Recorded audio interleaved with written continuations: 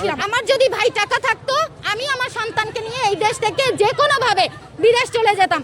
আমরা চেয়েছিলাম যাতে আমাদের বাংলাদেশটা খুব সুন্দর, স্বাভাবিক, স্বচ্ছভাবে চলে, কিন্তু আমাদের যে ম্যাটিকুলাস একটা ডিজাইনের মাধ্যমে জুলাই আগস্টে আন্দোলন করে আমাদের সাধারণ নাগরিকদেরকে রাস্তায় নামিয়েছে, সেই যে প্রলোভন আমাদেরকে দেখিয়েছে এটা টোটালি মিথ্যা ছিল। আমরা আগের সরকারের আমলে, শেখ হাসিনার আমলে আমরা অনেক ভালো ছিলাম।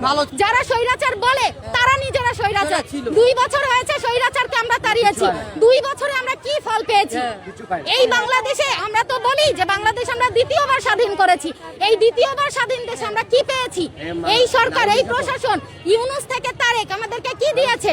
কোনো আমাদেরকে বিচার দিচ্ছে না, আমাদেরকে সেফটি দিচ্ছে না, আমাদের কোনো নিরাপত্তা এই দেশে নাই। আমার যদি ভাই টাকা থাকতো আমি আমার সন্তানকে নিয়ে এই দেশ থেকে যে কোনো ভাবে বিদেশ চলে যেতাম। আমাদের সন্তানরা কেন বিদেশে চলে যেতে চায়? এই জেনারেশন প্রত্যেকটা বাচ্চাকে আপনি জিজ্ঞেস করবেন বাংলাদেশে থাকতে চায় না, পড়াশোনা করতে চায় না, কারণ এটা একটা নোংরা দেশ হয়ে গেছে।